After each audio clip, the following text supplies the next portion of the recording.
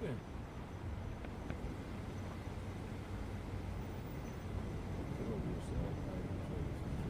And RP will be stepping out of 2 in the eastern.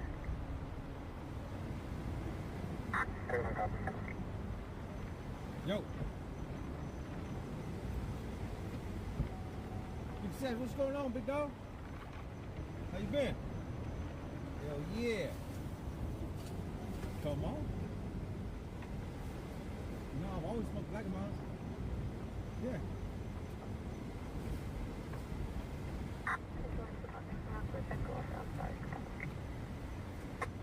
You gonna see the mice?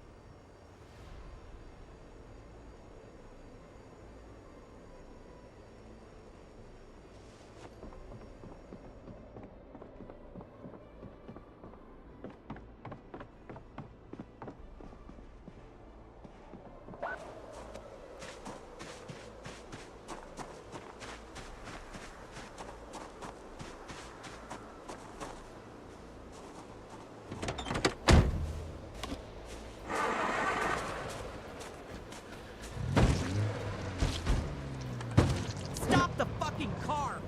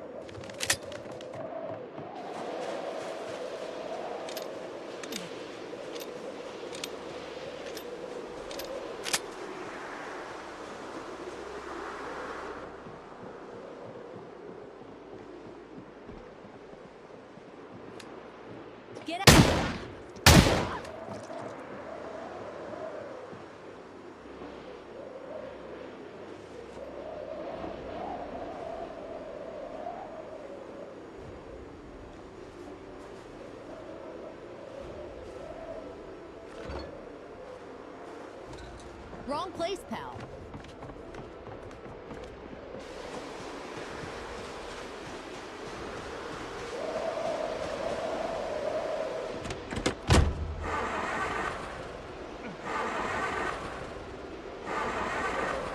Out of the vehicle now!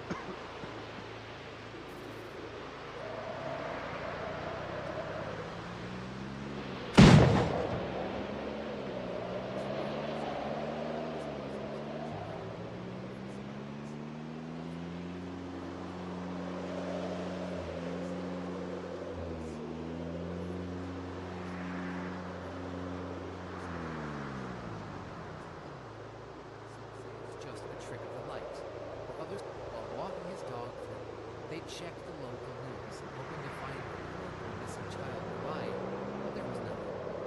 The case remains a mystery.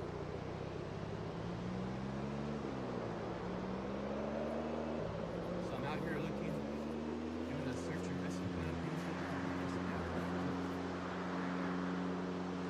Right there.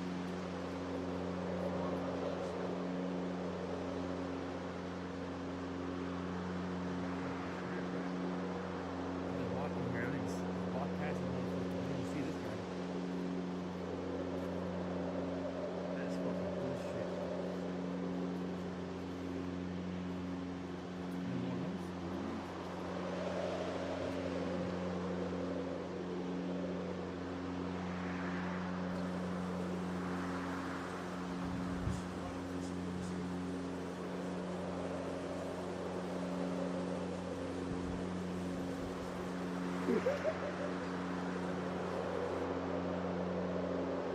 A nurse left the camera recording an ICU bed. Jesus. A woman named Rodriguez explains that for several months now, she's been getting calls from a patient's bed in the ICU. But every time she's checked, knowing no patients have been assigned to that bed for some time, she hides the camera recording the area and makes a horrifying mistake.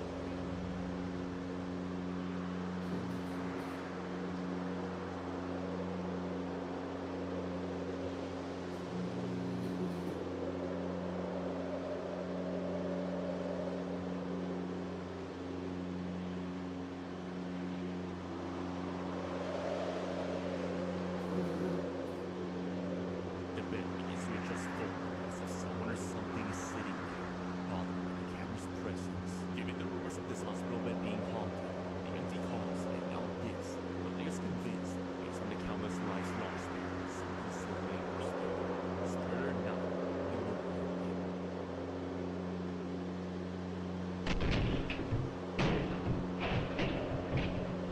You have any weapons on you right now? Yeah, I do. Hold on, don't reach. No, I do. My dad has one.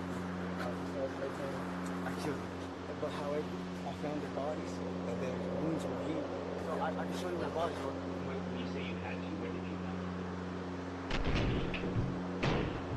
This is the moment the son escapes an interrogation room after allegedly killing his family and dragging their bodies to a ravine. Adeline Mestre was arrested outside the family home in Tijeras, New Mexico on October 13th last year with a gun and a loaded magazine in his pockets.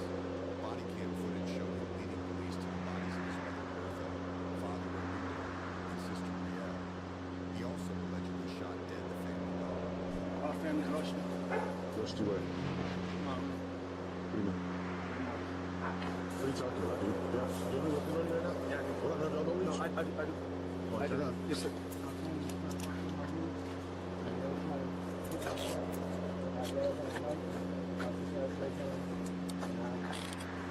I killed them. But however, I found their bodies and their wounds were healed. Do you want me to show you? In a minute, okay? I shot them in the head. What do you have? They're pulsing. They're biting their arms. What's your parents' names? Nancy, David, What's your name? Adlai. Adla? Adlai. Are you okay now? Yeah, no, I'm on some shit. You shook up? I was gonna tell my wife. You have blood on your hands, dude. What's up with that? My dad rushed me, I hit him, and then my mom was like, "Give me the dog." So I can show you where the bodies are. Hey, hold on. Let's just. Did you use that gun at all? You did? You got two. My mom and my sister. I don't know. They were going. When you say you had to, where did you have to? So where did you take them after you shot? Is Jack Mark still here?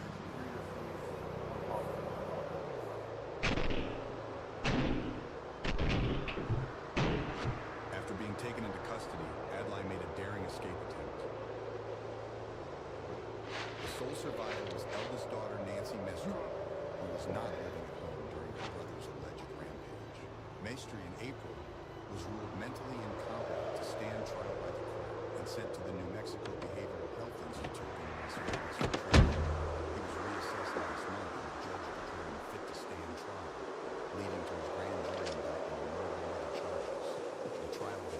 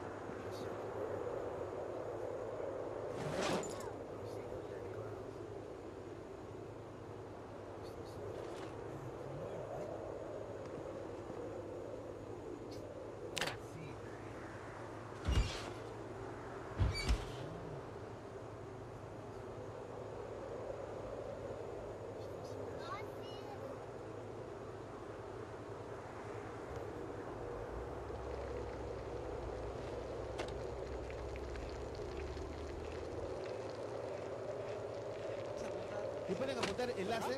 Ahí está, ahí está. Aquí. A ver, vamos a ver con Yuri Rojas. Yuri, tú que estás con la cámara. Cambio de forma, cambio de forma. Claro,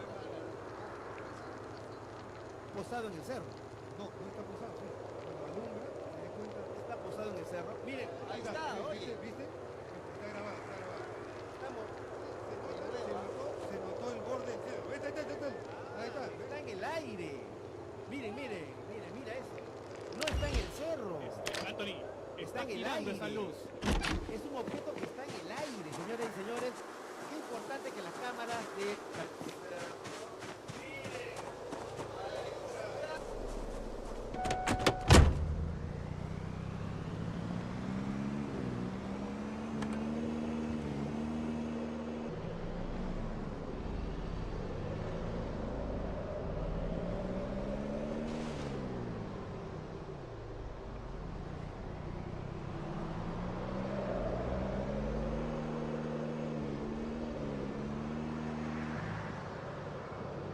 This man was crushed by a bulldozer while using the porta potty. In March 2022, 43-year-old Aaron Henderson was working his usual shift at a landfill site in Florida.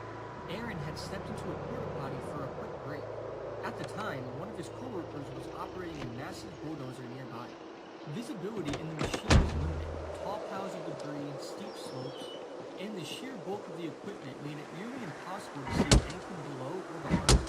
As the bulldozer moved in reverse up an embankment, it unknowingly crushed the porta potty with Aaron still inside. It wasn't until much later that the crew realized what had happened. By the time they uncovered the remains of the portable restroom, it was too late. Aaron was gone. His body shattered beneath the weight of a 50,000-pound machine. There were no screams, no warning, just a silent, accidental death in the middle of a chaotic work site. The incident devastated the crew, the community, and Aaron's family, especially his young children, who were left without a father. This is one of the most unlucky and brutal deaths ever, and may Aaron rest in peace. Please tell me how in the world New Jersey is under a state of emergency because flood warnings. New Jersey. People who actually live in New Jersey are saying they've never seen anything like this in their life as long as they've been there. And of course, you know that's not all, but we'll get to it. Because we have some extremely weird things happening in Florida. Parts of New York City are flooding as well, as we've had 6 major earthquakes happen just today alone. And without missing a beat, they're already warning about the undersea volcano the size of a city about to erupt. And of course, the hundreds of earthquakes at Mount Rainier. But all these videos you're seeing about Yellowstone are fake. We're about to get to the greatest part, trust me. So don't tell me in the comments the animals are leaving Yellowstone. This video with the bears was South Dakota. The Florida cat video was Russia. When people post knowingly fake stuff, it makes it hard for us to find the truth. So this is Florida today, right? What are the chances insane storm comes through and just a couple days before 3 radars went offline right there? And then after that, it literally blew up into this giant crazy looking thing. What about that timing? Literally 24 hours, I believe, the radars were down. And this crazy storm comes, which is going to be responsible for the storm in the Gulf. This one. I mean, really, what if that did happen after all the flooding they just had? I cannot believe I'm still covering flooding and hurricanes have not even came yet. I'll get y'all caught up on everything else tomorrow.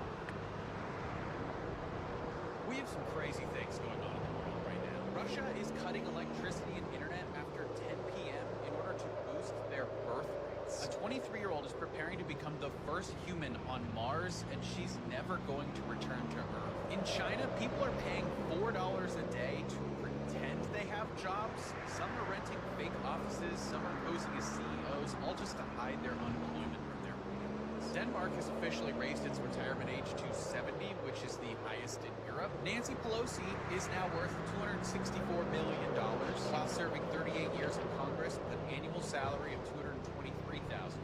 A former Doge engineer says that federal waste and fraud were relatively non-existent. China is digging the deepest hole on planet Earth. Tesla's new Cyber Quad is a $1,650 quad bike for kids. A billionaire passed away after swallowing a bee at a polo match. A woman discovered that her husband thought White Claws were energy drinks, and he's been drinking one on the way to work every single day, meaning he's been pre-gaming his 9 to 5.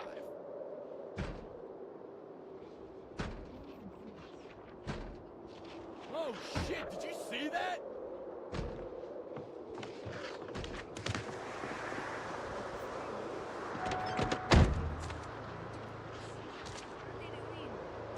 Oh my goodness, look how close his back is to them. What is he doing? Oh my gosh, you guys. He's right. This is not good, you guys. Oh my goodness. He's like touching me.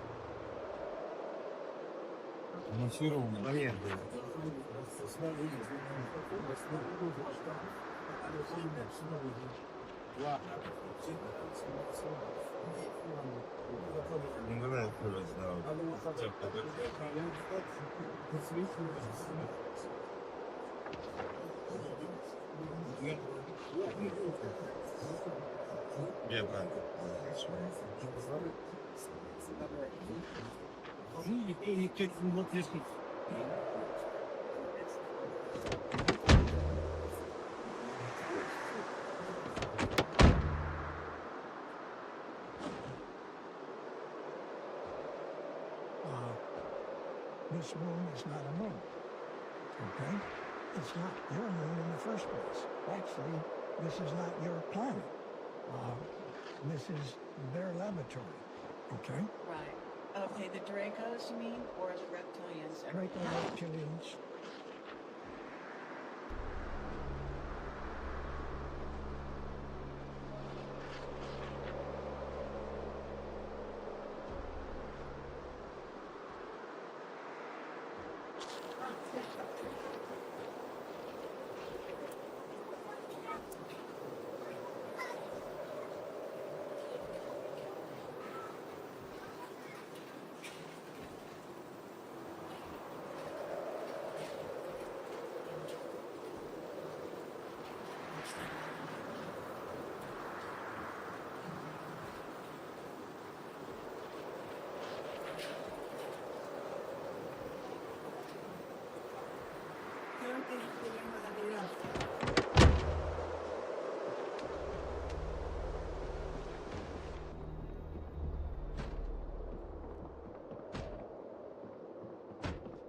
Holy freaking, have you heard about the brand new potential discovery of a 38,000-year-old city under the entire Giza Plateau? So a new satellite scan is making crazy waves right now, and it's revealing massive underground structures beneath the pyramids of Giza, the entire plateau.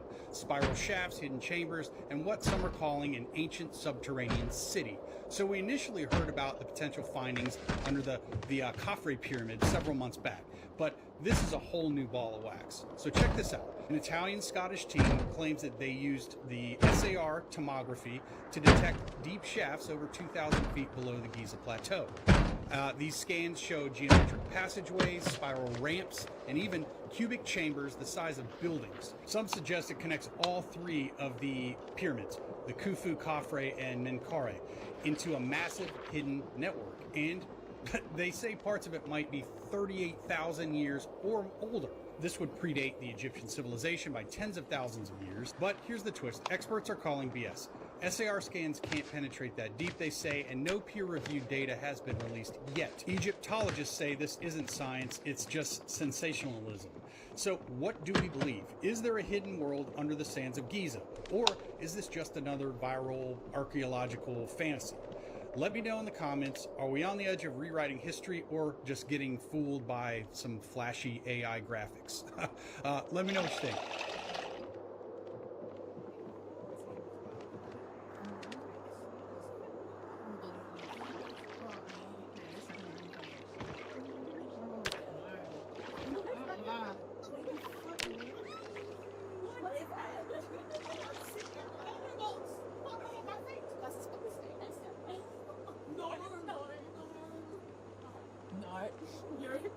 No, close. I give.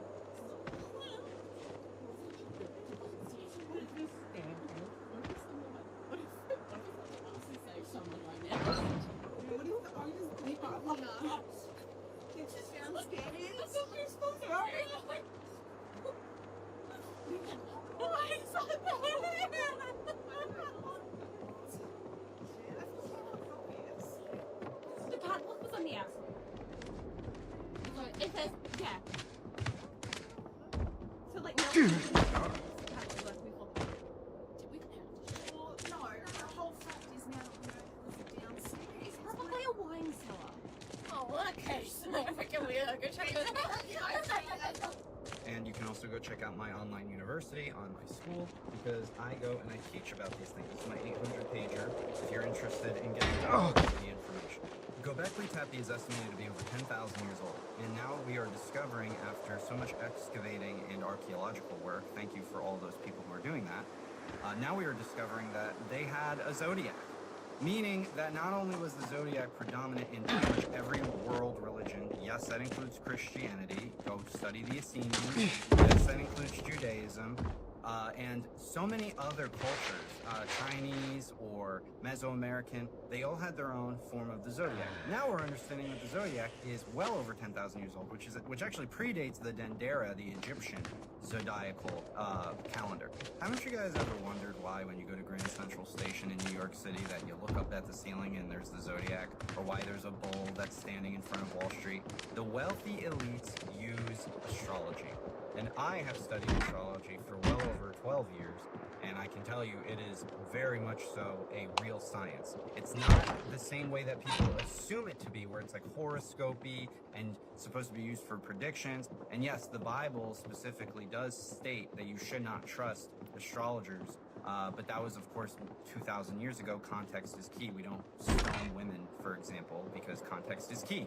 And thousands of years ago, there were a lot of scam artists, they were called like gypsies and stuff like that. Not that I'm calling them that, but that's what they were. And they went around and they basically were trying to get money from people, lying about the stars and basically fear-mongering. And they were like the OG fear-mongers right around the time of the New Testament and Jesus Christ. But it is cosmic space radiation. It is a form of science of recognizing patterns. Imagine that there's a bunch of light coming from outer space, and we know that when we film anything, right, when you're in a studio, you've got to have a lot of lights, and the lighting is really important, and the lighting hitting certain things makes things look certain ways. Well, we've got all that light out there. The sunlight you can feel, the moon controls the tides, and you're mostly made out of water. So to assume that those things don't have any kind of impact on you would be silly at this point. Now, if you've never had an astrology reading, I break it down very practically. Again, you can go check out my books, you can check out my school, my online university. But this is an amazing discovery, guys, and we need to have more open and honest conversations about this science. Drop a comment down below. Do you believe in astrology, or do you think it's a bunch of hocus pocus? Love you guys. Have you guys gone in and explored that hidden chamber? And if not, when will you be doing so? Because to be honest, we can do it by the end of the weekend. It's not difficult to drill a half-inch diameter hole and send in an endoscope here. So have we been in there? And if not, when are we going, brother? I need to know. This will answer all of our questions. If you want to squash debate involving, the conspiracy theorists and everything, all we got to do is go in and look. We know where it's at. We could drill a hole. This is doable. Yeah, I agree. Why can't you just go in? I answered your question, and I said. So you're saying we have not gone in and explored that chamber? Is that correct? Can you please let me to answer you? Yes.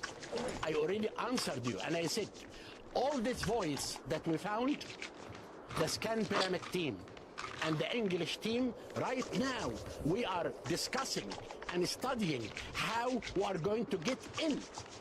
You cannot just go in directly like this. You have to make a study. You have to research it. You have to decide, as a scientist, when can you do it? And when we can use it, 9 years. we do that, we can... Come on, I mean, look, we sent rockets. We sent rockets to the... Hang on, Dr. Howard, we have sent rockets to the moon since the 60s. I mean, the idea we can get to the moon in space rockets, but we can't get inside a chamber of a tomb in a pyramid. I mean, come on.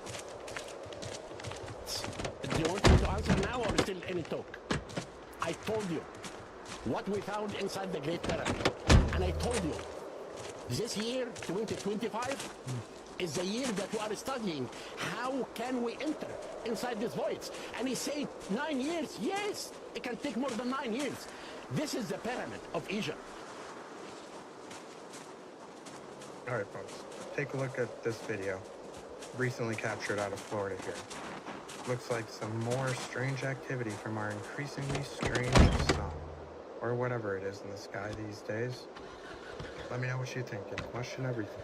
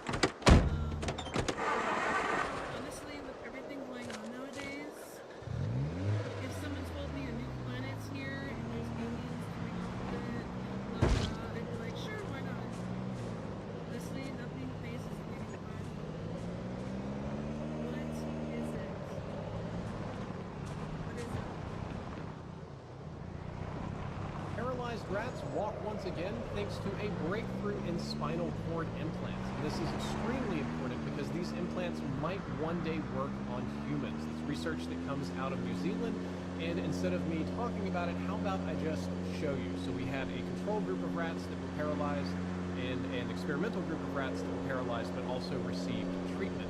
The study was designed to test them over a series of weeks to see how they would recover from a thoracic injury. And as you can see, the rats that received this spinal cord implant treatment have a much greater degree of mobility than the rats that were left to recover naturally, as you can tell from the video here. Now, the ones that recovered naturally, they can still move, but they're certainly looking worse for wear. They're a lot slower. And scientists also did studies that sort of demonstrate that their sensory apparatus, their ability to feel hot, cold, pain like that on the paralyzed limbs are worse than those of the rats that did receive treatment. So let's talk about the treatment here, which is a little bit of a wild one. What these researchers decided to do was to add an ultra-thin spinal cord stimulator implant directly onto the area of injury, which you can see right here on the screen. It's sort of a artist rendition or superimposed view of what they actually did to these rats. But they designed a biocompatible implant, and what it did is it delivered a pulse of alternating current with a small amplitude at a frequency of 2 hertz that had previously shown to be effective in encouraging axon growth, which is nerves in lab settings. Here you can see the implant removed from the mice entirely, with these skinnier parts here being the parts that are actually going to mount onto the spine. And the idea here was this is electrical. This isn't like we see a lot of implants where it's like, oh, we hook it up to the nerves and it goes to a computer and translates and sends it back. This one is just designed to stimulate nerve growth. These are put onto the nerves with the idea that that electrical pulsing signal will result in better nerve growth, which would result in better recovery from an injury over time. And as it turns out, it worked great. These paralyzed rats walked much better than their friends that unfortunately did not receive treatment. And the authors point out that while human spines are, more complicated and less likely to be improved through this type of treatment, it is a first step toward developing a treatment for human spinal cord injury.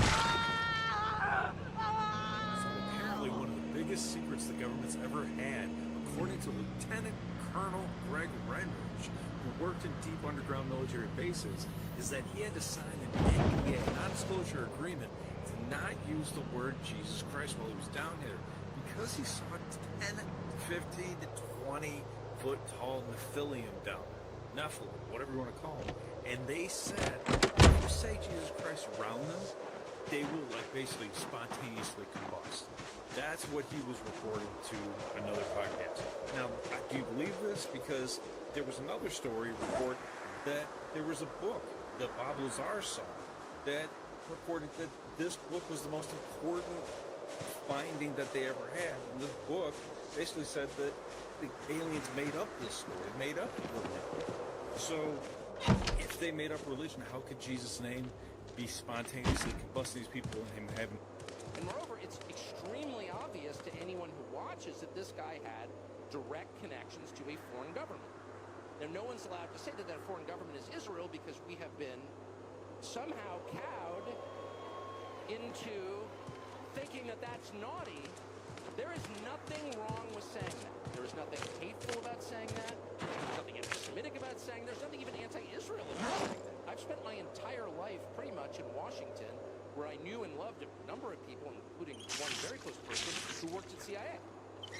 That has never prohibited me from saying, I think the CIA has done some horrible things. Murdered a bunch of people, participated in the murder of a sitting U.S. president.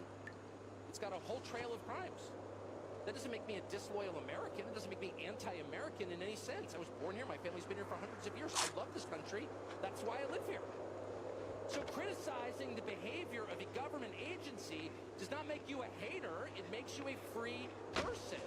It makes you a citizen. You're allowed to do that because you're not a slave. You're a citizen. And you have a right to expect that your government will not act against your interests, and you have a right to demand that foreign governments not be allowed to act against your interests. That's not creepy. It shouldn't be forbidden. And yet all of us have trained ourselves to believe that you can't say that somehow. That that's like too naughty and forbidden. And the effect of of making that off limits has been to create a lot of resentment, and I'll say it, hate online. Where people feel like they can't just say, like, what the hell is this? You have the former Israeli prime minister living in your house. You have had all this contact with the foreign government. Were you working on behalf of Mossad? Were you running a blackmail operation on behalf of foreign government? By the way, every single person in Washington, D.C. thinks that. I've never met anyone who doesn't think that. I don't know any of them that hate Israel, but no one feels they can say that. Why? And I think the longer that we play along with it, the more subterranean and creepy and hateful the conversation actually becomes. So I think it's better just to say it right out loud. Did this happen? And of course that question has been asked to the government of Israel, and their answer is, we're not going to tell you. And I think our answer should be, no.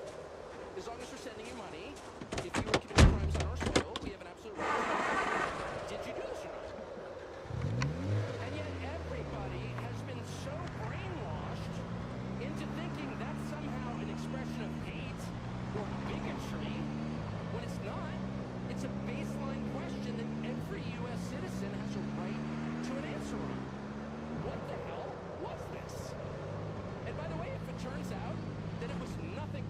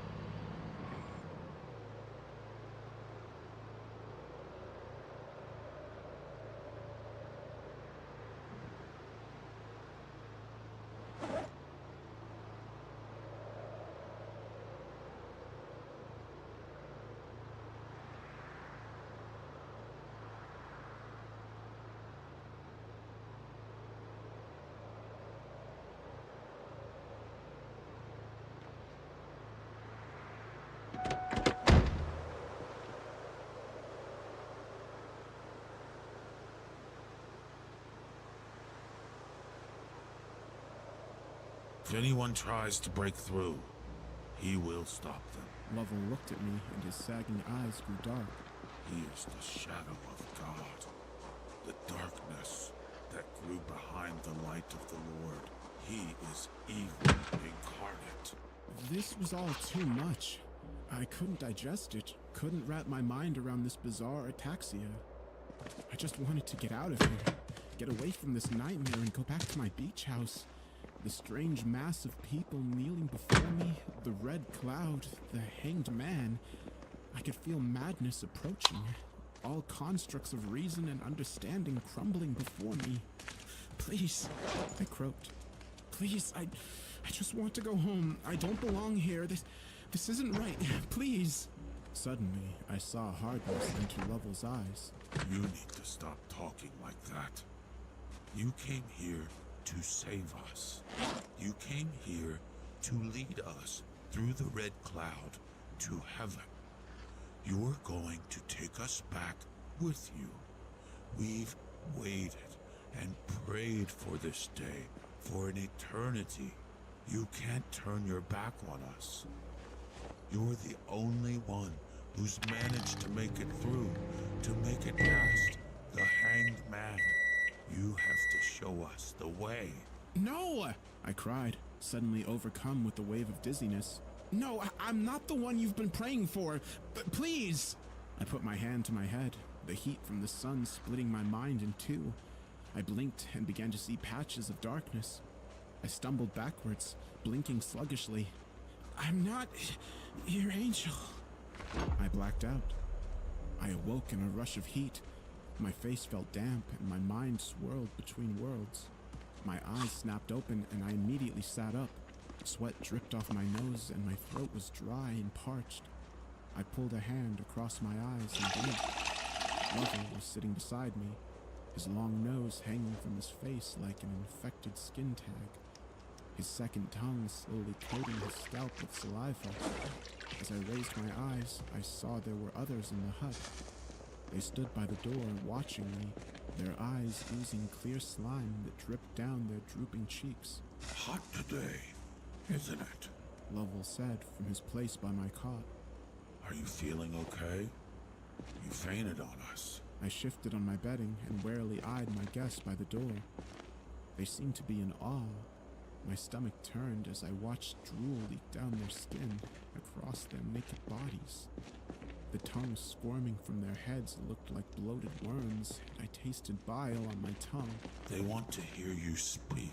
Lovell said quietly, placing a hand on my thigh. They want to know what to do. I jerked away from his touch and shook my head. I told you, I'm not an angel. I don't know what this place is or how I got here. I can't help you. I'm sorry. As I spoke, Lovell's eyes grew hard. He reached out and grasped my thigh again, his grip now firm and commanding. He spoke with cold authority. It's time you fulfilled your duty. We don't want to hear any more excuses. Show us how to get past the hanged man. Show us how to get to heaven. He stood and motioned for me to do the same. Come, let's go outside. I rose with him, not sure what else to do. We walked towards the door, and the others stepped aside to let us pass, bowing their heads slightly. No matter what I said, it seemed they were stuck on the idea that I was some kind of angel. We went outside, and I stopped dead in my tracks.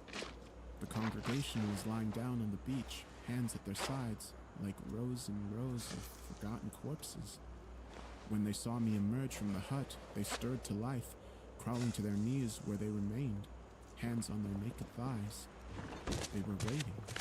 Behind them, over the water, the hanged man remained motionless, his body static at the end of the long chain. Come, you must speak to them. Lovell said at my side, placing a hand on my shoulder. No, I whispered, feeling uneasy. No, you don't understand. I can't help you people.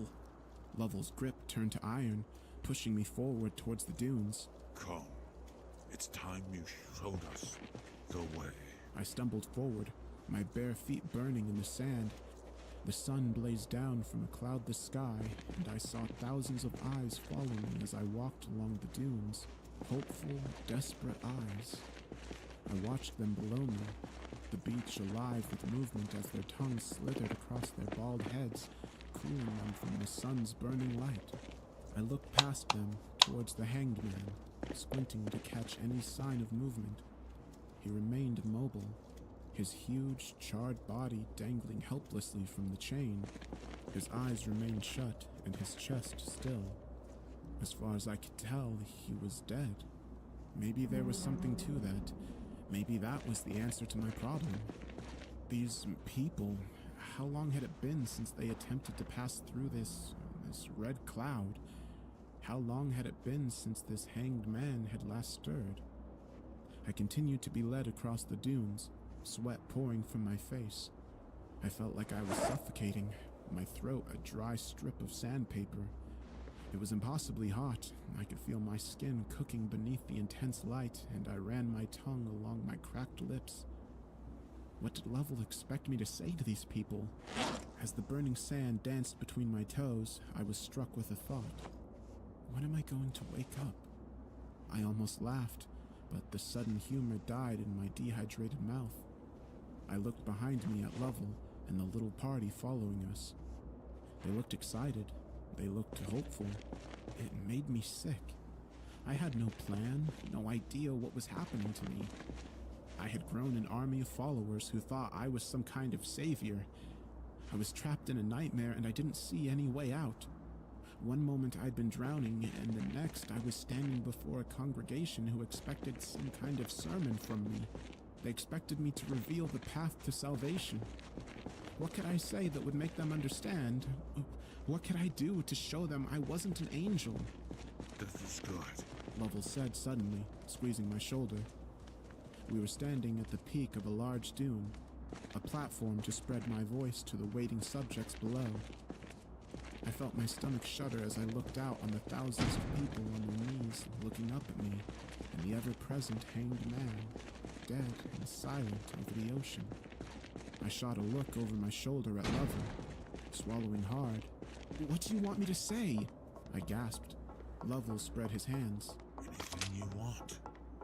Tell us how you got here. Tell us how to follow you back to heaven. Tell us how to get by the hanged man. My back was slick with sweat, and I wiped a coat of it off my forehead. Turning back to the audience below me, my heart was thundering in my chest and my breath blew sour across my tongue. What should I say? How would I get them to understand? Questions rolled across my mind to the point of madness. I fumbled for words to say, but they died on my tongue. I could feel myself growing scared and then frustrated. What the hell did they want from me? Fuck, this is insanity. I cleared my throat. I'm not your angel, I yelled, my voice carrying down to them.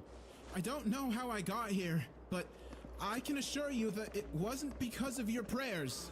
I heard Lovell and the others behind me audibly gasp. I continued. I don't know where I am or who you freaks are, but I'm not your savior.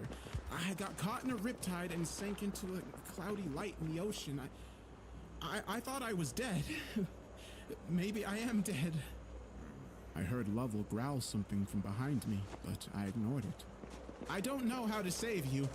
I don't know how to get to heaven. I'm not the one you've been waiting for. I pointed across the ocean. And that thing, your almighty hanged man, he looks dead. And here you are, cowering on the beach, trembling in fear. You want to make something of yourselves? You want to transcend to a better life? Well, stop being such fucking cowards and do it. I was shaking, my fists clenched by my sides, sweat dripping from the tip of my nose. I was angry. A sudden surge brought on by the sand and heat, the continuous insistence that I was some angel sent here to deliver them. Lovell reached out to grab me, but I shook him off, pointing towards the water. Stop waiting for a miracle and fucking do it yourselves! I'm not your goddamn angel! I was suddenly pulled down by strong hands and I fell to the ground. Sand was kicked into my face as a chorus of angry voices loomed over me. My arms were pinned to the ground and I lashed out, furious and scared, losing myself in the waking nightmare. A foot plowed into my stomach and my will to fight left me along with most of my breath. I lay, gasping, blinking against the sun. A shadow fell over my face and Lovell stared down at me with fire in his eyes. What have you done? I can't help you fucking freaks! I spat, wriggling against my captors. It didn't do much good. Lovell shook his head at me and then stared into the eyes of the others. They nodded to him, a silent conversation passing through the air above me. Get off me! I growled. Let me go! Lovell leaned down and placed his lips to my ear. If you won't help us, then we'll find another use for you. I stopped struggling and turned to look into his eyes. What the hell are you talking about? Lovell licked his lips. If you won't show us mercy, perhaps the Hanged Man will. Perhaps Alfred will change his mind. Perhaps an angel is the price we must pay to cross to the other side. Let go of me! I roared, chest heaving. You're all insane! You don't know what you're talking about! Lovell raised a hand to the others. Get the boat. It's time to eternity, my brothers. A cry of joy went up, followed by a loud exclamation from below us on the beach. I cocked my head in the sand and saw the mass of people standing, smiles on their faces. They pumped their fists into the air and began to chant. My blood went cold as I listened. Sacrifice. Before I could speak, I was roughly hauled to my feet, hands slapping and gripping me. I was pushed down the dune, a hard shove in the middle of my back. I went sprawling, hitting the slope face first.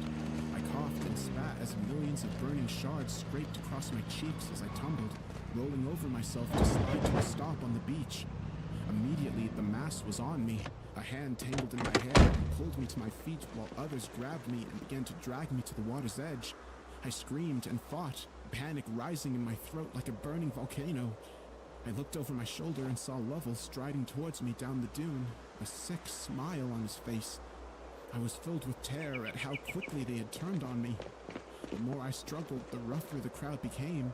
Fists pummeled my body, nails raked across my skin, blood and slime spattering my face. I coughed and wheezed, blinking through it all, my vision filling with thousands of wriggling, moving bodies. Flesh pressed against me and my ears filled with the roar of a growing riot. My feet tripped and stumbled against the onslaught and I finally fell. I felt a rope slide around my neck. Pain ignited around my throat, a circle of sudden fire as they began to drag me towards the ocean. Blinking through blood, I trained my eyes ahead of me towards the sky and my heart stopped in my chest. The Hanged Man's eyes were wide open, and he was looking right at me. Fear coursed through me with the force of a raging hurricane, and I began to scream in absolute horror. The Hanged Man's eyes were huge and swollen, his irises two red orbs in a pool of blinding snow. Color shot from his sockets like searchlights, twin red funnels that filled my vision and summoned my darkest nightmares. I tried to scream, but my cries were severed by a jerk on the rope. The earth beneath me thundered with a stampede of feet and a hurried rush to the water's edge. I retched and felt my eyes bulge, my mind dimming from the lack of oxygen. Mercifully, the rope was removed and I was dragged to my feet. The world swam as I tried to focus on the bouncing, swirling ocean of people before me. Their long noses swayed on their faces like pendulums, and their second tongues toed at their scalps excitedly. I heard a great cry rise to my left, and I weakly turned to the right. They were pushing a small craft into the water, a flat construction of wood with a single mast that unfolded to reveal a great sail. My arms were pulled behind my back, and I felt my hands bound. I gripped my teeth as rope cut into my wrists, and I was yanked towards the boat. I coughed and fought to stay upright, my feet splashing into the ocean. Lovell was climbing onto the craft along with three others. He reached down and pulled me up, then tossing me aside like a sack of dead meat. He turned to the mass of people on the beach, raising his voice. Pray for us. Pray for mercy. Pray for salvation. A roar went up at our backs as we were pushed out to sea. Water splashed over the crudely constructed frame, and I gagged as the sea salt rushed up my nose. I was pulled into a sitting position and shoved against the mast. My bangs dripped into my eyes as I looked out into the sky. The hanged man had raised his head from his shoulders and was watching us approach. The red light that shot from his eyes blinded me, and I turned away, spots dancing across my vision. Horror and fear filled me, and my battered, shaken body offered no comfort. It didn't have to be like this, Lovell said behind me as he dug an oar into the ocean. The other three followed his example, their dripping faces watching me. Fuck you! You've all lost your minds! The water sloshed across the wooden planks as we continued to draw closer and closer to the hanged man, his massive body dangling from its heavenly chain like bait on a hook. He was waiting for us, hovering above the surface of the sea, his eyes never leaving us. As we approached, Lovell raised his hand to the others and they stopped rowing. The craft slowed and I chanced to glance up, feeling a dark stirring in the back of my mind, like something was poking around from inside my head. The hanged man loomed over us, suspended a dozen feet above the calm waters. The craft was consumed in red light. I felt fear and terror boil in my brain as I fought to control a sudden surge of haunting images that flashed before me like morbid photographs. Lovell got down on his knees, followed by the others. His voice shook as he spoke. Please, we come in peace. Spare us a moment and listen to what I have to say. The hanged man remained a statue of dark fear. Lovell continued, visibly shaken. In exchange for passage into heaven, we offer you this angel who has come to us promising salvation. I whipped my head to stare at him. Lovell shot me a look and pressed on. He has offered to rid us of your presence, but we knew there would be no passage unless you deemed us worthy. So instead of following this angel in a revolution against you, we offer him up to you as a token of goodwill, as a token of respect, as a rite of passage. Please, take him as payment and let us pass through the red cloud into heaven.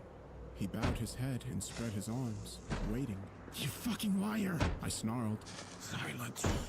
Lovell hissed, the air filled with mounting tension as seconds ticked by. The sound of the water sloshing around the boat seemed to consume me. I shut my eyes and focused on it, shaking, trembling, feeling the red light wash over my skin. Suddenly, I heard a collective gasp and I snapped my eyes open. There, in the water below us, was a massive, voluminous cloud of sparkling red light. It extended out into the ocean like a titanic patch of fog, a swirling dance of color that churned beneath the surface. Lovell stood, eyes wide. He is allowing us passage. The others stood, staring at one another, mouths open in complete shock. Immediately they sank back to their knees, heads bowed, and began to sputter thanks and praise to the hanged man. They prostrated themselves in the boat, gushing with wonderment and promise. Suddenly, Lovell grabbed me and pulled me to my feet. I hope you rot in hell, I growled as he pulled me over to the mast. Quite the contrary, he said, yanking on me.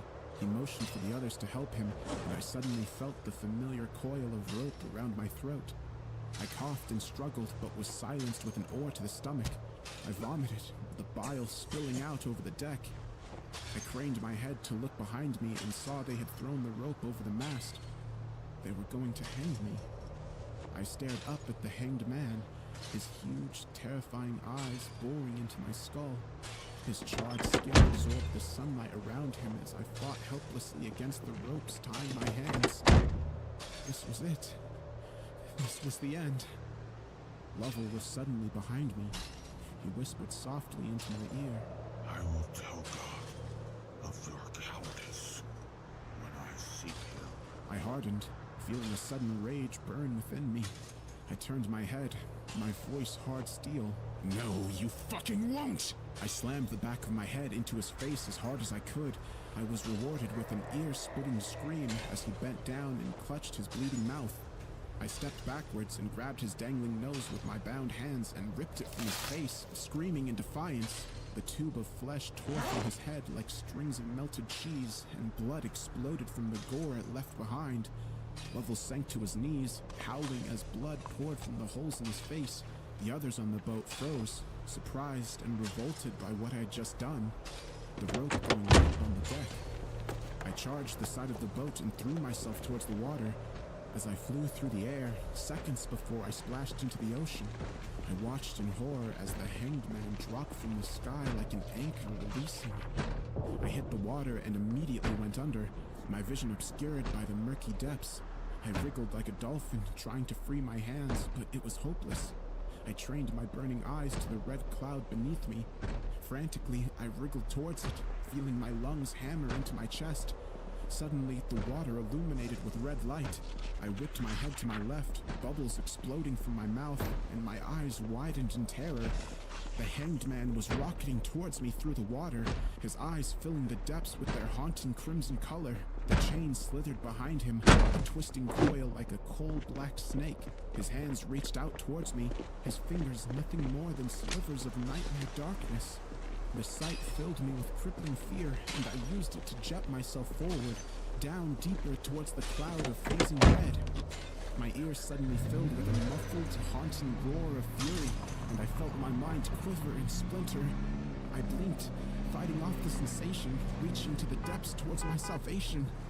I had almost reached the cloud. I kicked towards it with all the might I could muster, screaming, leaving a trail of howling bubbles behind me. Suddenly, I was jerked backwards, and I felt pain shoot through my leg. I turned around and saw the hanged man grasping my leg, pulling his body up mine to stare into my face. My world swam and shook like the darkest, deadliest hell, and I felt all resistance drain from my body as his eyes consumed my soul. My mouth dropped open in a silent scream as red began to fill my head and uproot every fear I had ever had.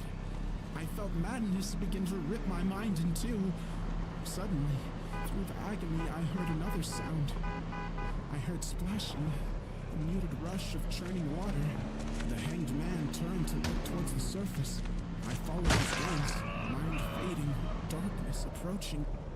Lovell and the others had dove into the ocean and were frantically swimming towards the red cloud.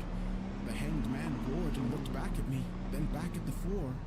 Snarling, he released me and my mind shimmered and then refocused, the red leaving my fractured brain in a rush of heat. Still bound, I watched as the hanged man raced to stop the others from entering the red cloud. I watched as he tore them apart. I watched as the water filled with red. As the last bit of consciousness left me, I watched as the red faded to black.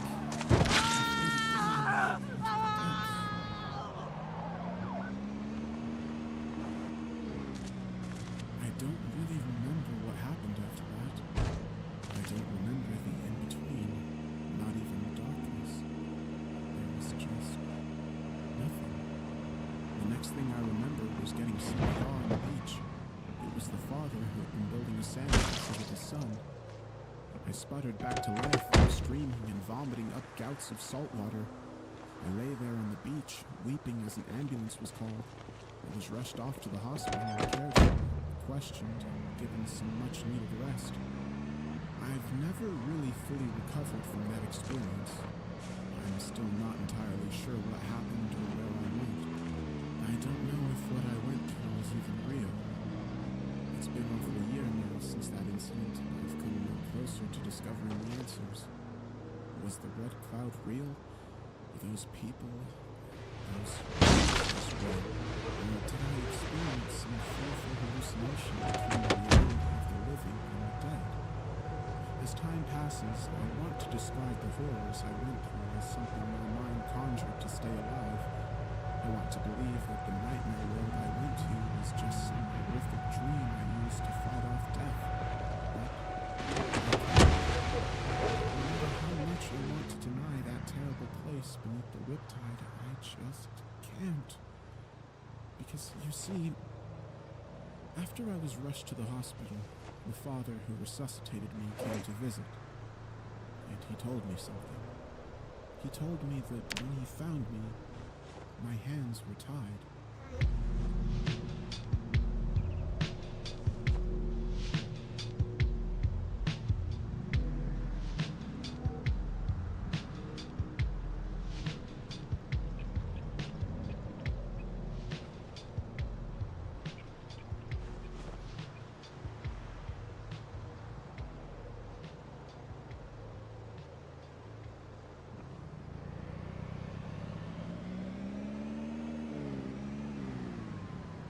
There's an urban legend in my hometown about a hitchhiker on Butter Street that will appear if you follow a series of instructions.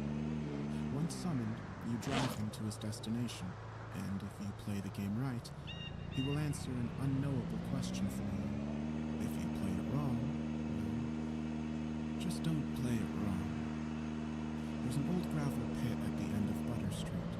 The water there is the deepest blue. It's almost like staring into the ocean. That's how deep it is. More than one car over the years has been dredged up from the depths there. Officially, these drivers all fall asleep at the wheel, but unofficially, the deaths from cars careening off the road into the gravel pit during the wee hours of the night only add more veracity to the urban legend. They were the poor souls who broke the hitchhiker's rules. So far, no one has pinpointed the origin of the legend. I've reached out to the local historical society and the newspaper archives in the local library and haven't found any mentions of the hitchhiker. It's a modern piece of folklore passed around coffee shops and diners in the early morning hours until it eventually made its way to high school cafeterias. It wasn't until someone posted about the hitchhiker on a local Facebook group that people began sharing their experiences and the rules of how to summon him. But as more people shared their experiences, the details about the hitchhiker varied from person to person. His clothes have switched up over the years, growing more modern. His speech doesn't reflect any particular time period either. No mannerisms or 23 skidoo phrases to help date him. Sometimes he is in his late teens, sometimes he is much older. Even with these differences, everyone who claimed to have seen the hitchhiker swears that he was real. The only common thread in all of these stories of a hitchhiker is that he's always wet when he enters the car, followed by what were always his first words to the driver. "It's a bad night for rain," to which you reply, "Is there ever a good night?" He laughs, and that's when you know you're playing the game. But I'm ahead of myself. I should go back to how I got him in the car. The game starts by turning your car on exactly at midnight. Where doesn't matter, only when. And once the car is on, you can't get out, nor can you let anyone else in. Just you in your car at midnight. What comes next is a lot of waiting, because you have to be at the pickup point on Butter Street at exactly 3 a.m. That's right, 3 hours in the car. Those are the rules. With 3 hours to kill, a lot of people show up early and just cruise the road so they can time getting to the pickup spot at exactly 3 a.m. But, as the urban legend has grown in popularity, the local police will pull you over if they see your car circle back down Butler Street more than once. The local cops all know the rules, so if they pull you over, they'll have you turn off your car and get out of the vehicle, thus ending the game. On the night I decided to summon him, I filled up my car at the gas station at 11:45, then went in and took advantage of the facilities to ensure I wouldn't need to make any pit stops before 3 a.m. Then I waited in the parking lot until it was exactly midnight and started my car. I should add that it doesn't matter what type of car you drive, but a 4-door is preferred over a 2-door or a pickup. You don't want to look directly at the hitchhiker, not until the end of the day. It's much easier to do if he's sitting in the back seat versus sitting beside you. I drove in a big loop around the county until it was time to head to the pickup, avoiding any of the known police traps to keep from having to try again another night. I kept my maps program running on my phone, so I knew exactly what time to make my way to Butter Street. I can't imagine how difficult it was to be an urban legend hunter before real-time GPS maps. Side note, you can play with the radio on or off. It has no impact on the hitchhiker. Radio on is preferred if you choose not to engage him. He can be quite loud and belligerent if you won't talk to him. I pulled up to the pickup spot, stopped the car, and followed the summoning instructions. The rules posted online had small variations, but attempts that contained the following actions had the highest rates of success. Leave the car on and in drive, but engage the emergency brake. Turn off everything but the car: lights, air conditioning, radio, phone. Unlock the car door 3 times. Roll down all the windows. Press the brake pedal 3 times. Turn the headlights back on. Wait 3 minutes. If he's not there by 3:03 a.m., then you did something wrong. With the lights off, I noticed a fog rolling in. Whether it was part of the ritual or not, I did not know.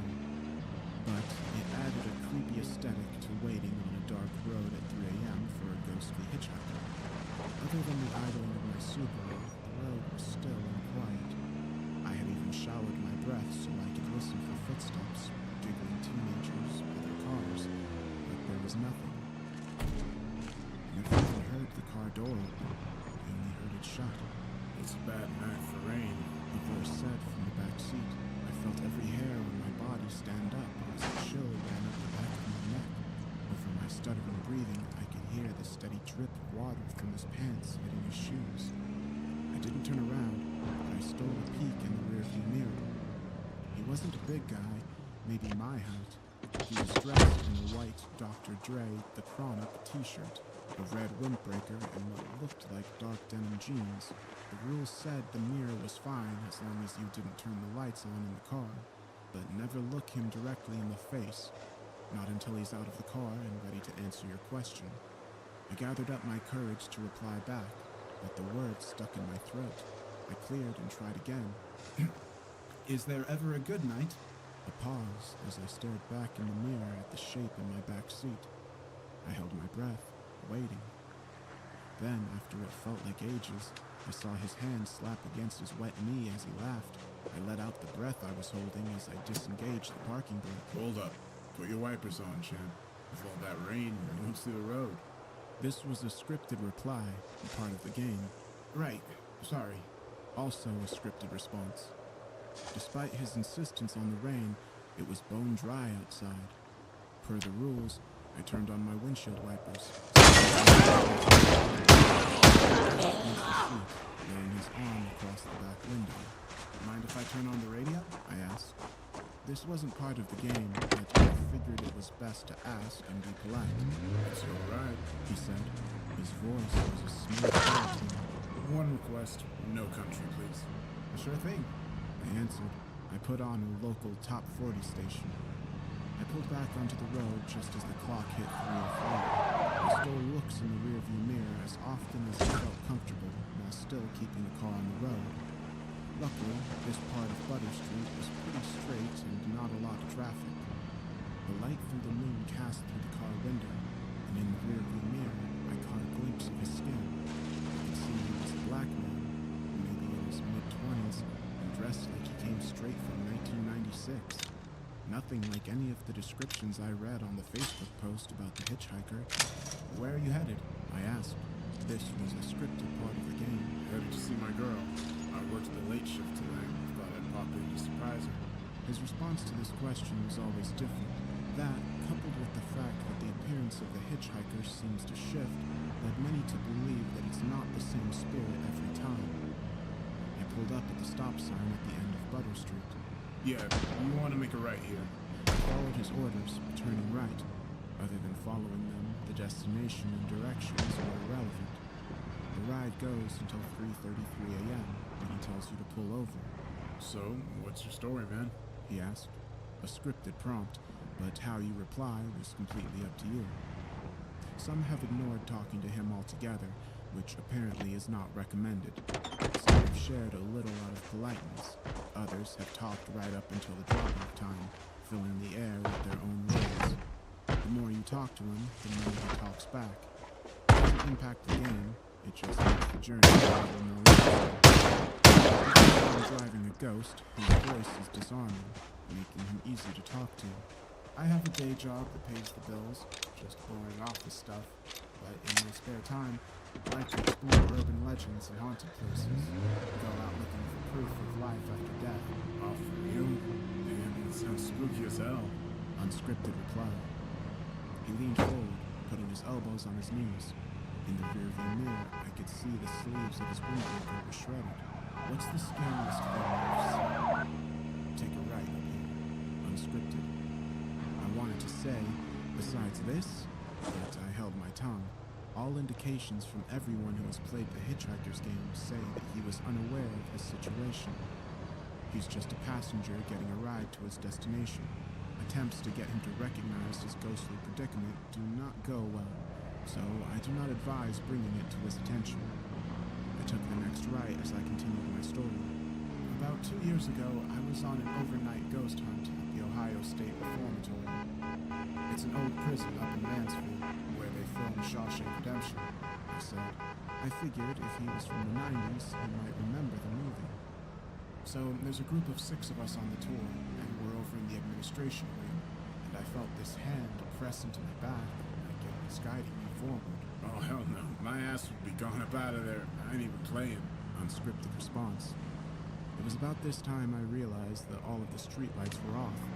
Not just the lights in the streets. Everything was dark. Granted, it was the middle of the night, but we drove past a Taco Bell that was open 20 minutes ago when I passed by on my way to Butter Street. Now it was completely dark. That's the second thing I noticed. No cars. We've driven 15 minutes without passing a single car. Not only were there no cars in the road, there weren't any cars in any driveway or parking lots. As we rolled by a Ford dealership, the entire lot was empty. It's like we'd stepped completely out of reality into a different one. So, what did you do? Unscripted. I've got his interest, apparently. I continued the story. I turned and looked. No one was behind me, but I could smell rose-scented perfume. Apparently, one of the ghosts there is the wife of the warden. She was killed when the warden's gun went off by accident. It fell out of the closet, went off and shot her in the lung. That's crazy, man. But I can feel why she might be hanging around still. You know what I'm saying? Like, she's got some unfinished business because her life was... We rode in silence for a bit. I don't know for how long. I tried looking back at him in the mirror, but he hung into the shadows. I felt his cold breath against my neck, sending shivers up my spine. Could you imagine what that's like?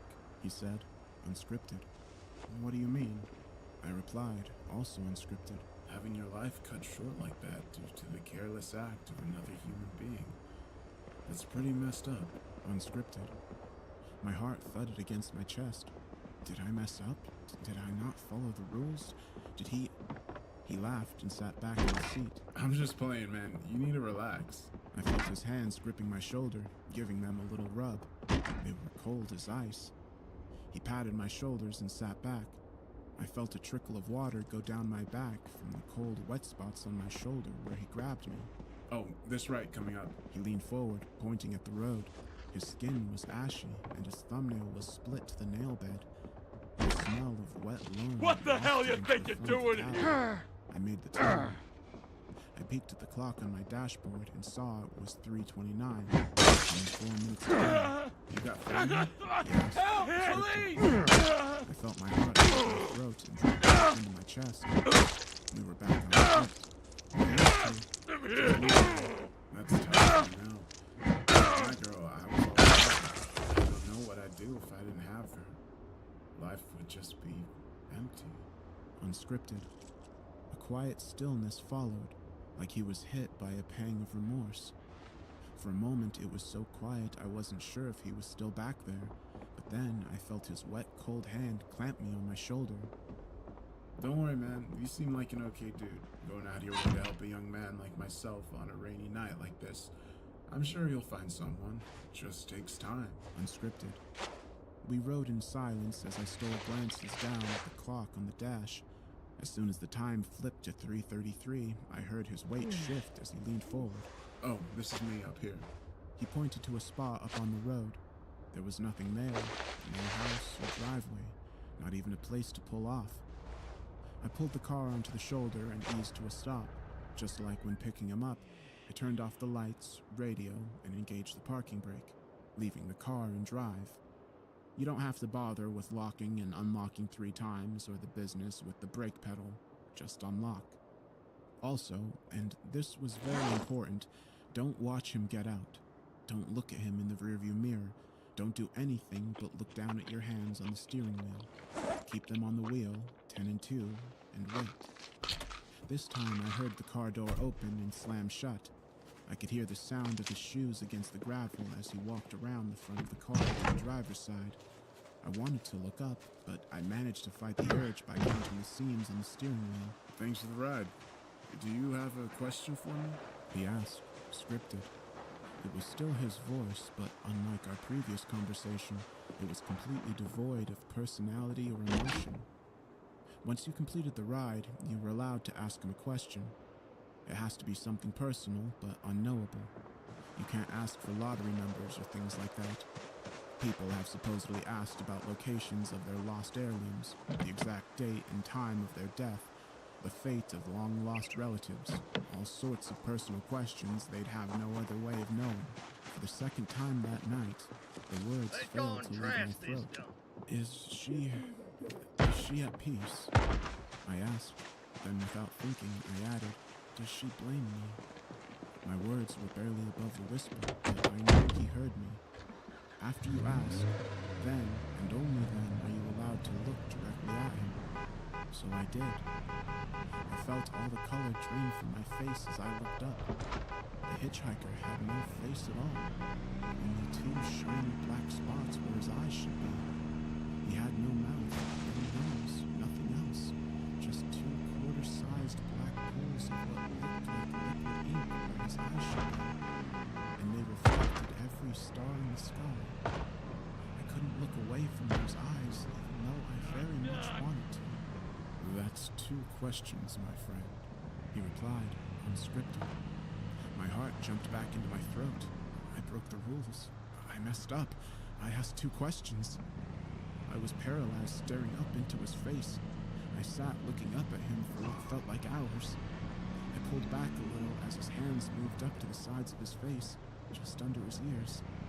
I thought for a moment he might rip off his face and reveal another, more terrifying one. He didn't remove his face.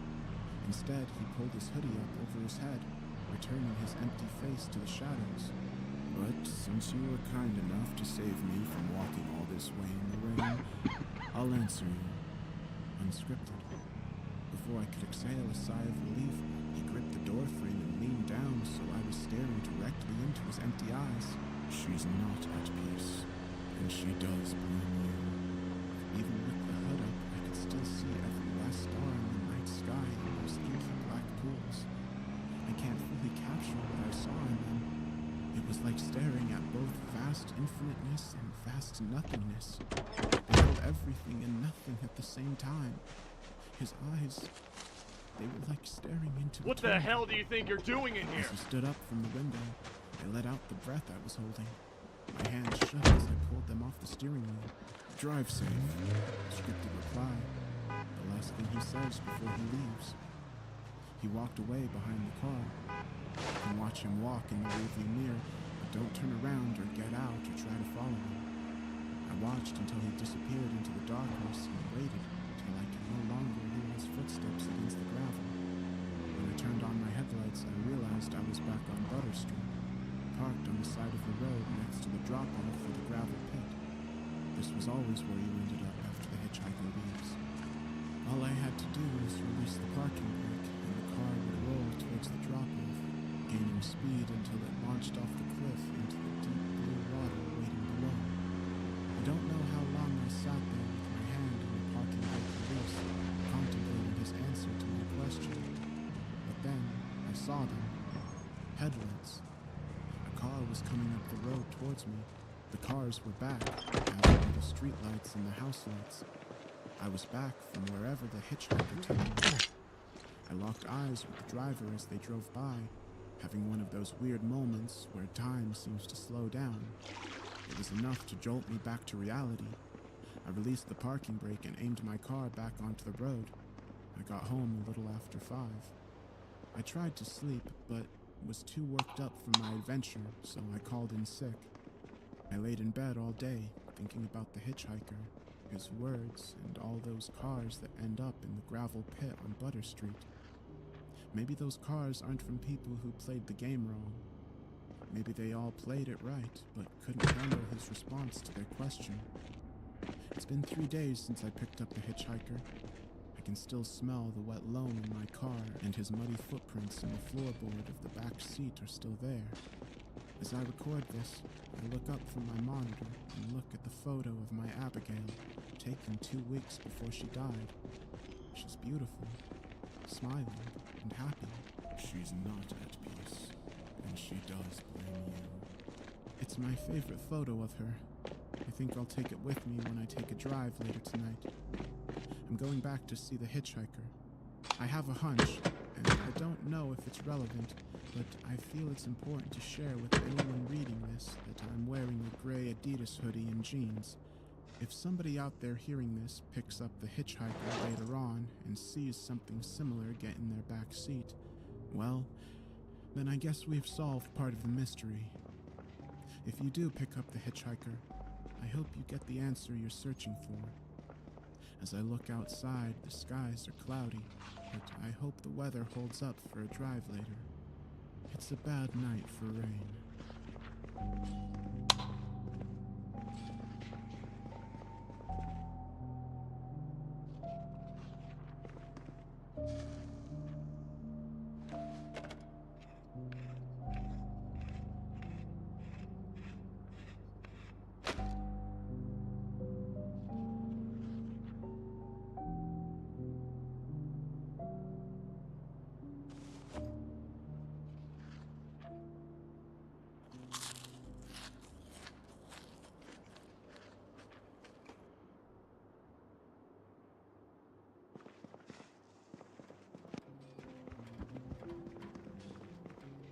The lights of the Seattle skyline suddenly ignite as the city comes alive with the sounds and sights of night. In a rundown bar, a lone man sits beneath the hum of a fluorescent overhead light as he holds his whiskey in shaky hands. The man is an enigma. He appears at the Spade habitually at 10 p.m. and leaves just before dawn, ordering the same refreshment each time, a tall glass of Irish whiskey, never speaking words far from the usual, or the occasional grunt or whisper. He is a shadow to everyone. To the passerby, this man is just a nobody. He is merely a bum who went down on his luck and turned to the bottle like many before him. To those who know, however, the man's name is Robert Elm, and he has a story to tell. The night was fraught with frigid rain and sleet. The typically lively Spade was deserted, except for Robert. He sat in his usual spot, back left table facing the wall, hunched over with his beverage in total silence, save for the hum of the lights and the drumming of the bartender's fingers on the metal cash register. Over the years that Elm had drifted in as the sun dipped below the horizon, the bartender had grown curious of his motives, though he told his customers the same old excuse. He lost his job. Once so mind. In his heart, he knew there was something off-kilter about the whiskey-loving shadow. Tonight would be different. The bartender bit his lip, took a deep breath, and approached his loyal customer. The barkeeper placed his hand on the table and inquired in the friendliest of tones. How you doing? Robert jolted upright as if he had heard a gunshot. He slowly lifted his head and peered down into the bartender's face with his wide gray eyes. He possessed an unsettling and powerful stare that pierced the air in a way that the bartender had never seen before. His mouth slowly slid open as he grumbled, Fine, and you? The bartender was stunned. He had expected the old geezer's usual response of a few mumbles, but he was greeted by a question that was startlingly normal. I'm just fine. So, mister, I've been meaning to ask you. Elm's slowly graying eyebrows perked with anticipation. Why do you come here all the time? The drunkard chuckled and asked in turn, Why do you care what an old man like me does with his time? Because... the bartender said with a look of confusion. You have to come into my bar the same time every night for the past 12 years. And I'm just now hearing you speak. I think that's reason enough for me to ask. The old man burst into laughter that lasted nearly a full minute. Finally, his outburst died off, and he asked, "You wanted to know why I wasn't talking?" Yes? It's been a riddle I've been trying to figure out for years. Robert sat his drink on the table and said, Well, new friend. Honestly, I was waiting for you to ask me that question. And now that we have that elephant out of the room, have a seat across from me." The bartender obliged, took a seat across from his new acquaintance, and with a look of sheer amazement on his face, he asked, So, let me get this straight. You never said a word to anyone in this bar for 12 years because you were waiting for someone to come to you? "Yep." The shade replied as the bartender gave a short laugh and continued, Well, sir, what have you been waiting so long to tell someone? Robert Elm looked the bartender square in the eye and said, "My story, of course." The bartender gave a quizzical expression as the drinker went on, never breaking his gaze. "The story of why I ended up here. The story of how I narrowly escaped death itself. And since I don't see anyone else here, you, sir, are going to be the first in a long time to hear my tale. You're in for a treat." The old man cracked a crooked smile. Well, let's hear it then. The bartender said, and Robert chuckled again. "That's the spirit, kid. Grab a drink and get comfortable. You're in for quite a tale." And so, Robert Elm began his story. It all began back in November 1962. I was living in a small town in rural Iowa. Back then, everyone knew everyone else like family. It was a safe place. That's why my family settled down there back when the area was a barren patch of farmland. Though the entirety of my teenage years, I was chasing a girl named Elizabeth. I can practically see her now. As time went by, our relationship grew. After high school, we bought her uncle's house on 4th Street, and slowly learned to live together as a soon-to-be married pair. This was a struggle, to say the least. Back when I was a younger man, I had a fiery temper that seemed to grow as we became closer to one another. I remember one specific instance when I heard she wrecked my dad's Ford. I hit her across the face with a trash can lid. I had never regretted anything more in my life. Every morning for the next month, I would come downstairs to see the pale red bruise on her face and immediately get too choked up to speak. It was a wonder she kept me around. One night, everything fell apart. I can't even remember why, but she left me on the side of the road and told me, "Find your own way home, you sack of crap." I remember my heart sinking as she pulled away, and I began to wander the side of the empty country road. I'm unsure how I got so sidetracked, but after about an hour of hysterical rambling, I had ended up halfway into one of the cornfields bordering the only road in and out of town. There I was, sobbing profusely, lashing out at the corn stalks with my fist. I was wailing Elizabeth and "I'm sorry" at the top of my lungs, with only the birds and the occasional scarecrow bearing witness. I hobbled aimlessly for what felt like hours, screaming and crying over what I put my beloved fiancée through, until I decided to sit down in a barren patch about 15 feet across to catch my breath and form an apology for my eventual homecoming. After inspecting the area for any signs of danger, I laid my head down in the soft dirt to rest my eyes. Several hours of blissful, tear-free sleep passed before I was pulled awake by rustling in the stalks. My heart skipped a beat and a chill ran down my spine. I bolted upright. Before me, a massive shape garbed in a shimmering black cloak slid out from the rows of crops. It moved towards me slowly, as if it were floating across the ground, though its feet were clearly visible and it appeared to be human. It had pale, wrinkled hands that hung to its side as it drifted closer. It drooped its hooded head and spoke squarely into my face in a dry monotone. "Good evening, traveler." Stunned, I got up from the dirt and asked, Who are you?"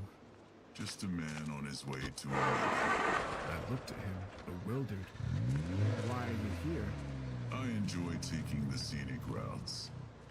So much more peaceful than the hustle and bustle of the roadsides. Now, what I am wondering is who are you? And why are you here? As I look back, I am surprised at how eager I was to reveal so much of myself to a total stranger. My name is Robert Elm, I said sheepishly. My girlfriend dumped me out here because we got in a fight and I hit her, and the tears were welling up in my eyes again. Say no more, friend. The man interrupted as he waved his hand. I offer you a proposition. You may come with me. Attend my meeting. My friends and I shall cheer you up, and we will take you back to your home in the morning. How does that sound? A smile slowly formed on my face. Get this son of a bitch!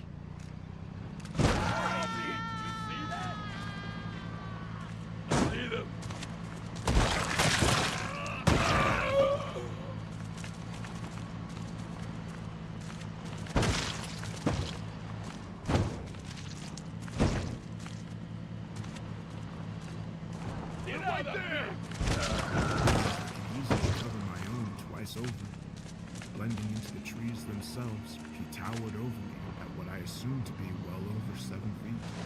He moved with surprising agility for someone who was guiding over branches and over slower than a jog. I had to walk nearly twice as fast as he up. His robe still shimmered, as did the cornfield, though the moon was no longer visible. Oddly, no matter how fast the man moved, his hood never failed to conceal his face. Growing bored of silence, I struck up conversation. So, what's your name? The man glanced down at me. You may call me Lombard. It is one of my many monikers. Okay, Lombard. Who are these friends of yours? And what is the meeting? And where are we going? Just a meeting, friend. Held here in the woods with some close acquaintances of mine. You needn't worry about it, Robert. Think of it as more of a party. It will take your mind off of your troubles. It was at this moment I realized that I was doing the exact opposite of what society had taught me. I was found lying in a field and decided to walk off with some strange hooded man to go and meet his friends in the woods. A heartbreak can drive people to do some crazy things. It wasn't long before we saw a light in the distance. As we grew nearer, the lights turned out to be a ring of torches lining a circular clearing containing rows of chairs and tables. An altar draped with a red cloth sat in the middle of it all. At each of the tables sat groups of people dressed similarly to Lombard. Some of them had their faces exposed and hoods down. We have arrived, said Lombard with glee. Sit amongst the others and help yourself to some food and drink. The festivities will begin soon. I made my way to one of the less talkative tables and grabbed a free seat. As I recall, it was the only seat that wasn't taken. Next to me sat an old couple and a younger man with his hood up. When I asked each of them why they were here, I got a less than ideal response.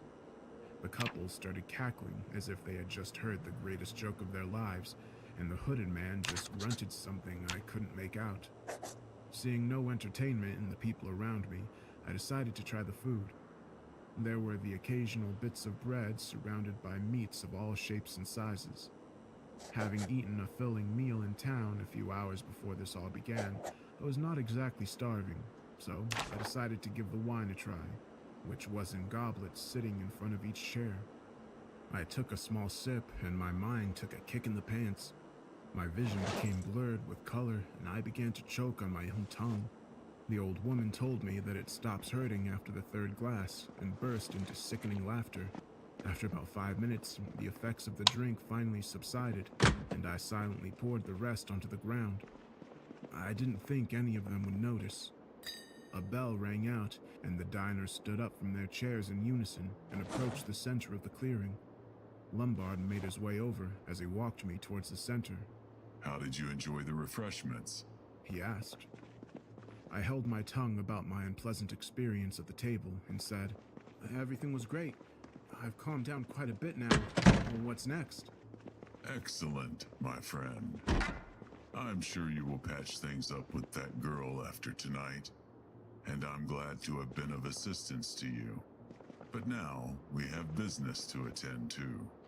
We found ourselves standing in the center of a circle of the hooded guests, all of them with hoods up and hands folded in front of them. Lombard instructed me to sit in the center of the ring. When I objected, he told me that this was just a formality in order for the group to accept my presence amongst them for the night. I knelt as I was told, and Lombard took his place at the crimson altar. As I glanced around me, all of the robed people seemed to be emanating a strange droning sound that rose and fell as the minutes passed. I looked up at my mountainous guide, who had turned to face the center of the circle, and to my amazement, had drawn back his hood to reveal a sight I would never forget.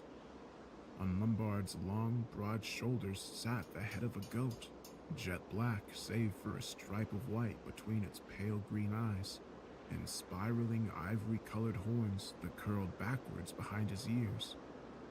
The thing that stood in front of me lifted his hands into the air, and the droning immediately ceased. Ladies and gentlemen of the Black Circle, I present to you the Pale. The crowd roared with cheers and jubilation. On this night, we shall end the torment and bring about a new era of peace for our order. The younger man I sat next to earlier approached the orator. My lordship, he whispered as he bowed on one knee. I witnessed him earlier. He has not accepted the purification. We cannot continue until he has. He then retreated back to his place and resumed the stance. Is that so?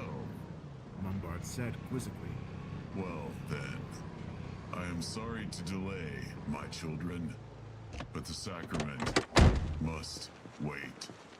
The circle answered the statement with boos and howls of disapproval. A large member drew a curved blade from his robe and approached me. I attempted to stand, but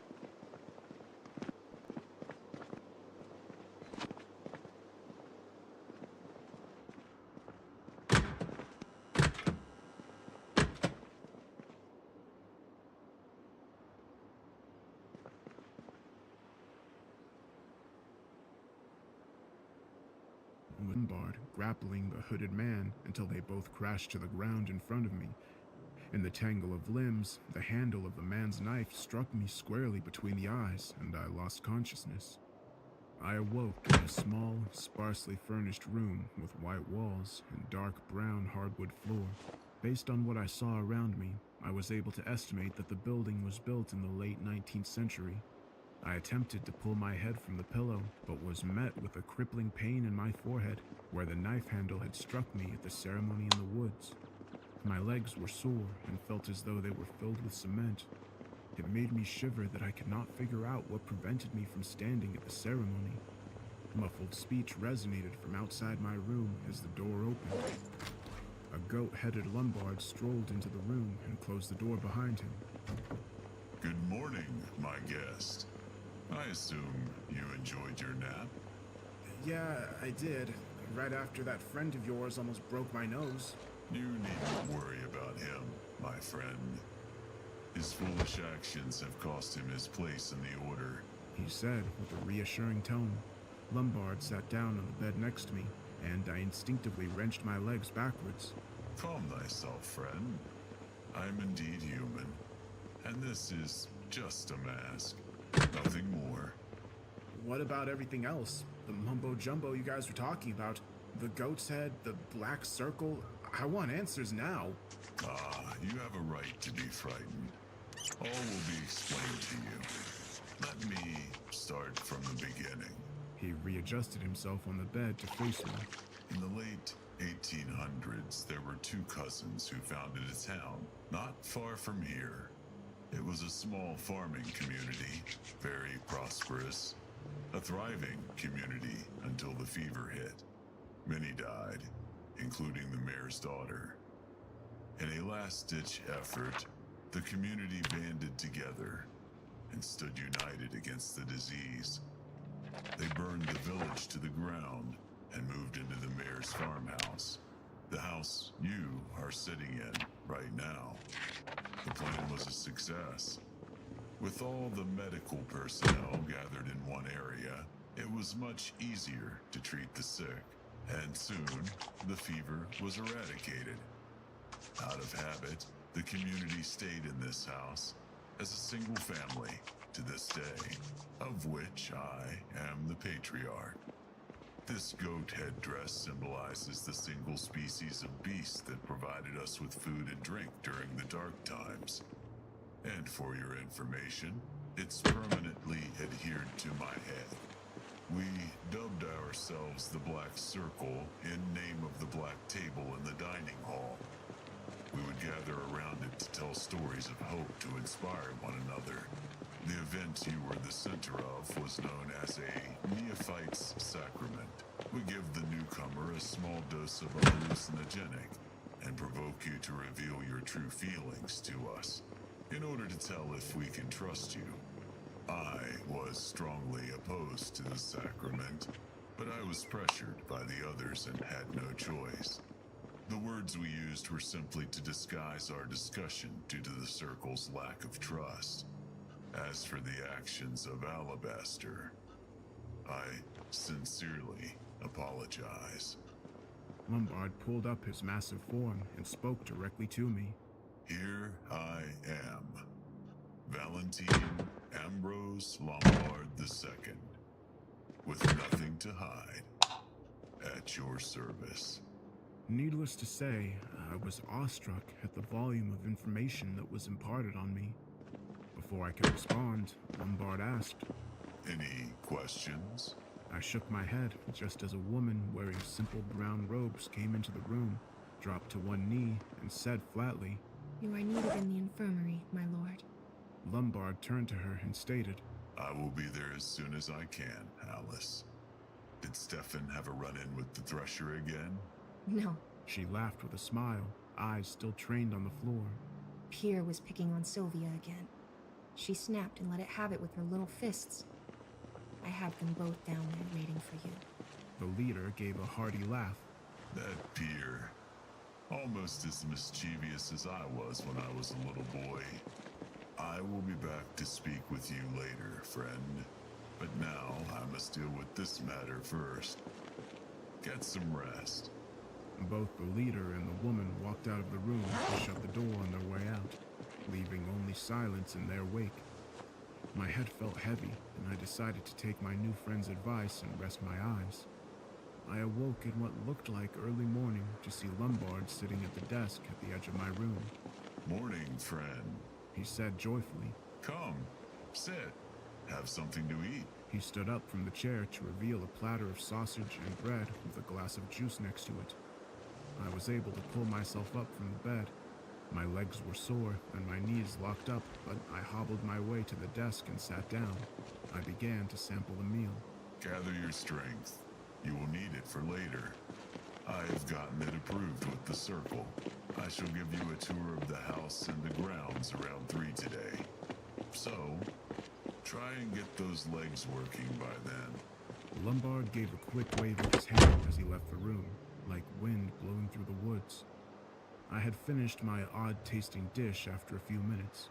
I sat for the remainder of the time, stretching out my tired legs while looking out the window. The full day of bed rest and the struggle against whatever held me to the ground had left me aching and weakened. An expanse of farmland spread out in front of me, ending at a dense forest. A single dirt road lined with torches leading up to the house. I assumed that somewhere in the woods there was the picnic table and the altar, and beyond that, the cornfield where I had met my guide, and somewhere beyond that was I sighed. "Ready?" I jumped with surprise as Lombard broke the silence in the room. Time had passed faster than I expected. "Come, follow me, friend." I made uneasy strides out into the foyer, with a painting of another goat-headed man, a massive chandelier lighting the room below, and the rows of rooms lining the walls. "Here is the second floor, used for boarding our members. The room you are staying in is the guest room. It is not used very often. It overlooks the entrance room.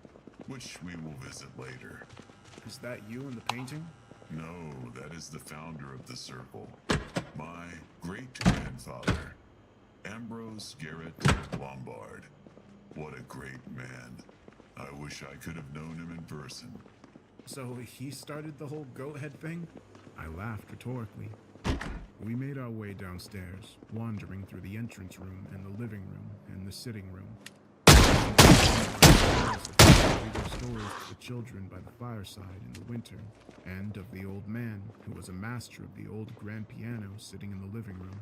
I asked him about the double doors at the end of the entrance room, only to receive a response that I should not go in there, as I do not have high enough clearance to enter yet. We walked outside and we explored the grounds. From the outside, the house was massive. It was clearly some kind of old farmhouse. We made a left turn around the house to find He said it was the chapel, dilapidated and unused. A small building used for a school, and a smaller concrete building used for storage. I shrugged plainly, and we moved on. I took that moment to ask, "Well, sir, what exactly is your job here?" Lombard stopped midway to contemplate my question. I am the headmaster of the order, friend. I am many things. Judge, principal, a father, doctor, lots of things, friend. We walked back up to my room, and Lombard instructed me that now that I know where I am, I can move about the property at will, but only during the day. At night, I was confined to my room. Seeing as the sun was descending below the horizon, I went to bed. I spent the next few days wandering the grounds while getting my bearings with the area and getting a sense of location. After speaking with some of the other followers of Lombard, I noticed a constant theme. They never broke eye contact, and they spoke in a very calm manner, regardless of age. They would find a clever way to avoid any of my questions, specifically ones involving Lombard, the concrete building, or what happens in the Grand Hall. Seeing that I would never find anything out from the members, I decided to go answer hunting myself.